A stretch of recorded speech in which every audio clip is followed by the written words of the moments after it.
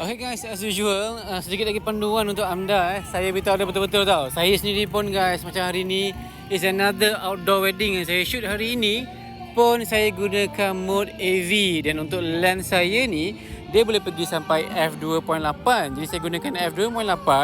Kemudian untuk cuaca yang cerah dan indah macam ni, saya gunakan ISO. Okay, 800 ni tinggi sangat lah. Saya akan go for usually around 400 macam tu ataupun 200 macam tu. And then shutter speed, kamera akan turun setting lah. Okay, itu adalah satu keindahan untuk anda, especially bila anda shoot benda-benda macam ni kan. Sometimes nak kejar orang, nak kejar the moment, nak kejar the action, so tak nak pening-pening setting benda.